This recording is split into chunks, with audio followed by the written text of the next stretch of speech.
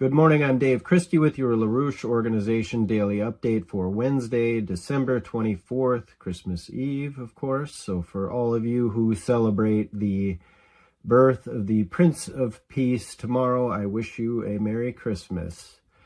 We'll be taking a break tomorrow for obvious reasons, so stay tuned on Friday. The world is moving very quickly, and likely we will have many more updates to come on the LaRouche Organization. So obviously the world is far from peaceful, including in Bethlehem and surrounding environs. And I want to cite the importance of, from the lead of today, EIR's Daily Alert today. Its title is John Quincy Adams at Christmas, the Law of Love.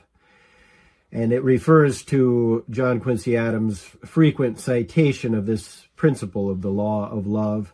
And specifically on December 25th, 1828, he says, in his diary entry, forget all animosities and dissensions and adhere to the law of love, which is certainly very at odds with today's rules-based international order, which has been used to justify many of the global parts of the global conflict that we have around us presently.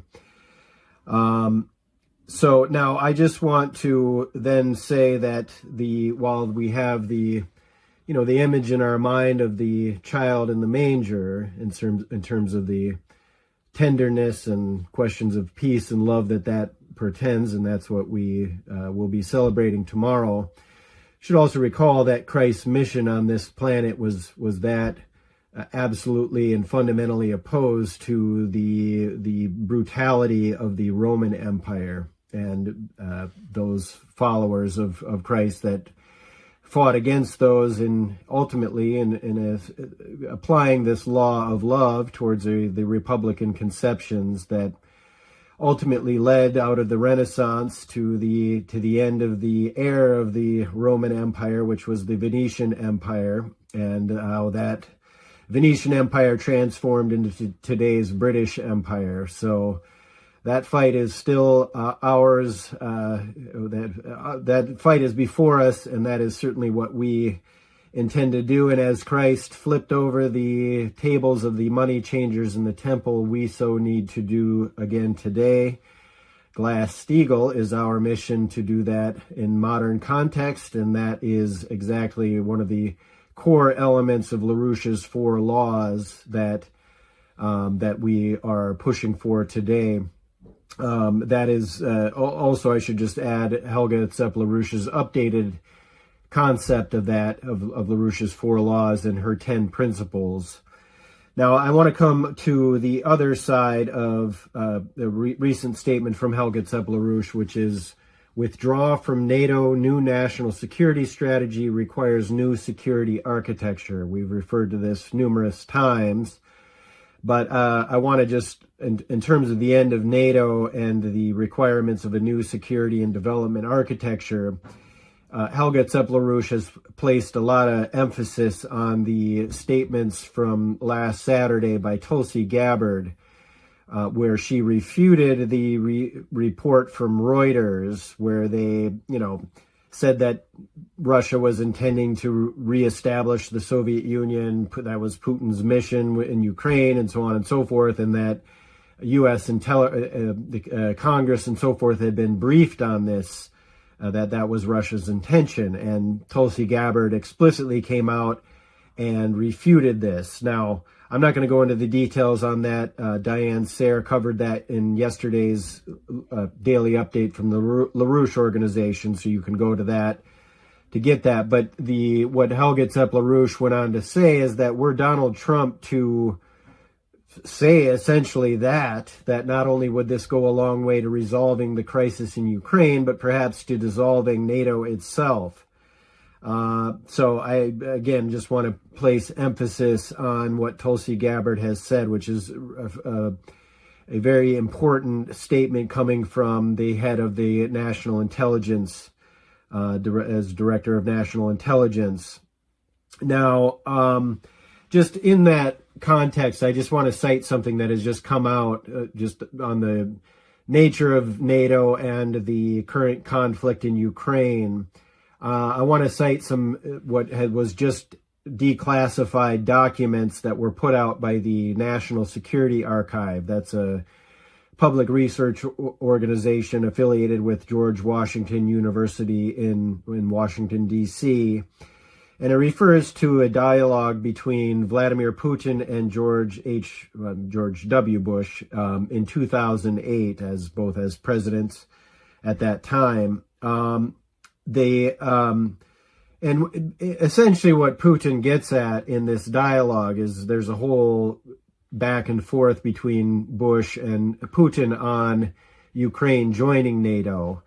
And ultimately what Putin makes the point of is that given the tendencies within Ukraine, what he describes as a certain pro-Western part and a certain pro-Russia part, he says that were Ukraine to join NATO, that it may ultimately split the nation. He says, given the divergent views of the area, given the divergent views of areas of the population on NATO membership, the country could just split apart.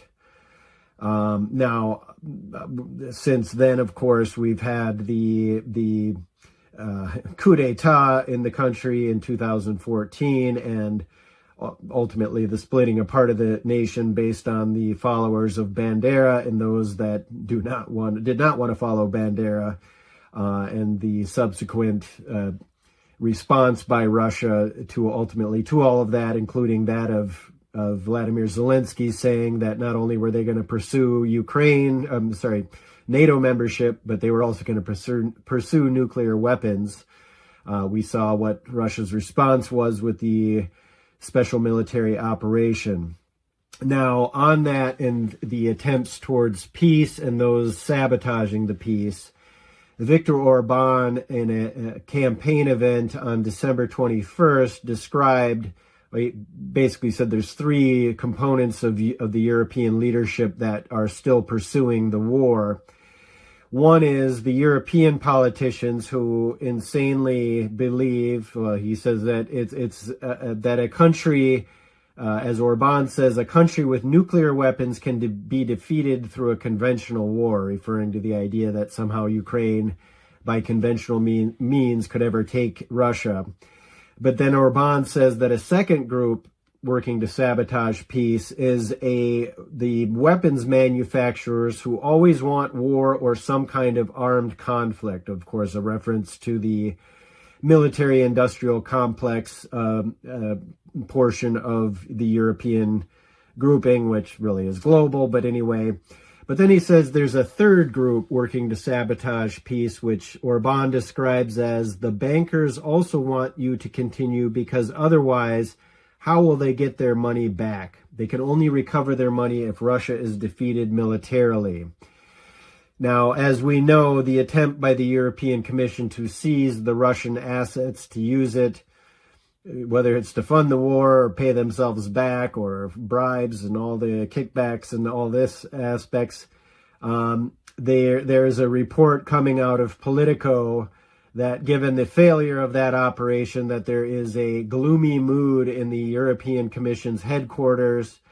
They say there's emptiness settling following the failure to reach that agreement. So boo-hoo for the European Commission and all the kleptocrats there. So again, it's we should just adhere to Helga Zepp-LaRouche's call, and certainly many around the world that would rather just see NATO go by the wayside. It hasn't really been relevant ever since the fall of the Soviet Union. And again, it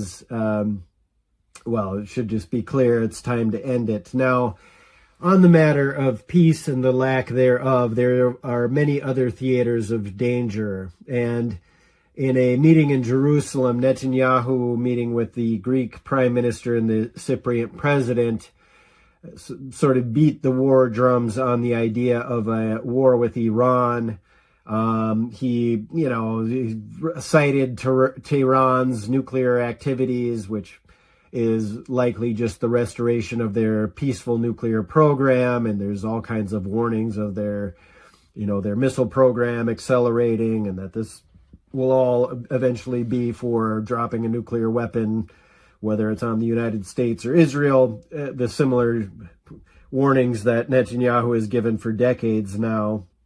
But again, Netanyahu basically said, we are following this and doing all the necessary preparations, and has already said that he intends to raise this with his meeting with Donald Trump, supposedly at the end of the month.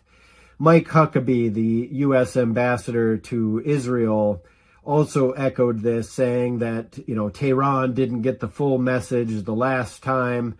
Their goal is to destroy Western civilization, puts it in sort of apocalyptic terms and religious terms, but otherwise he went on to say, whether U.S.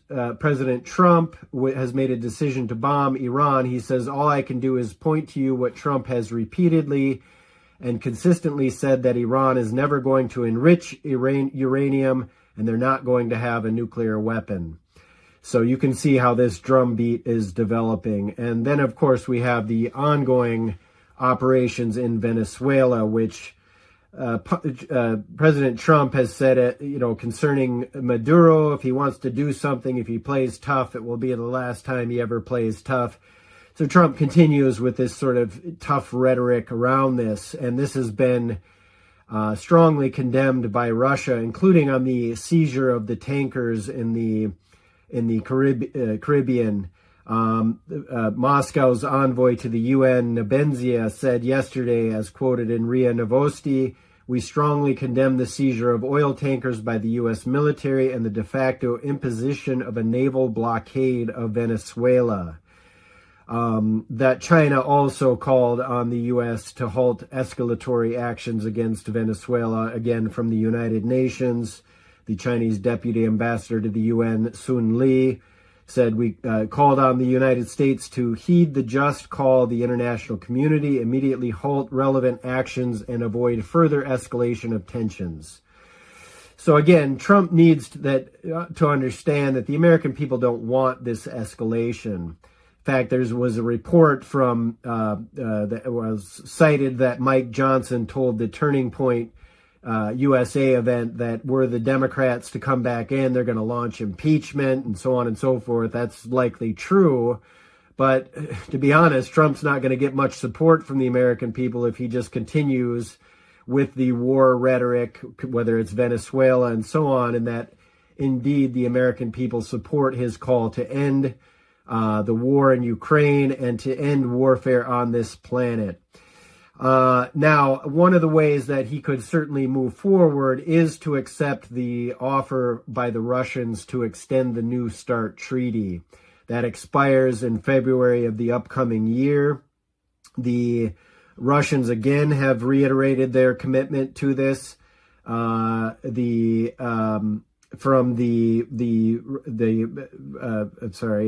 Ryabkov, the Russian deputy foreign minister, he just said to TASS, we are convinced that this stabilizing step, that is the extension of the START treaty, would help at a minimum to gain time for preparing potential further efforts to prevent negative scenarios in a world without New START.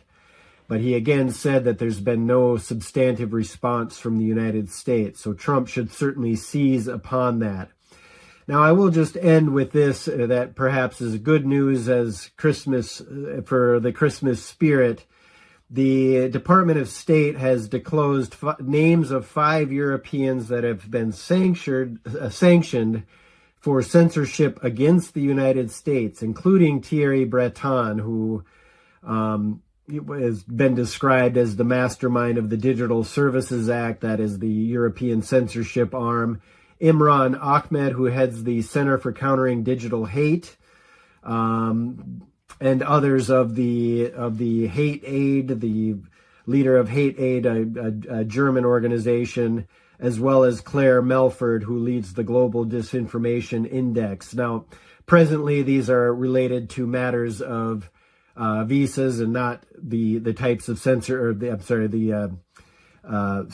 that we saw against the Swiss expert that we've cited as who just got sanctioned I'm blanking on his name right now. Forgive me for doing that. But anyway, so, perhaps these sanctions that we're seeing are against, a gift to the Silicon Valley crowd that is seeing their money or their revenue depleted in Europe. But either way, it's useful to keep this, the fact that the United States is attempting to defend free speech. So that's where presently the world stands. We have a lot to do towards peace. This organization, the LaRouche organization, is committed to that. And on Friday, we will have the International Peace Coalition meeting. So if you haven't registered for that meeting, join with us on that. And otherwise, stay tuned to the LaRouche organization.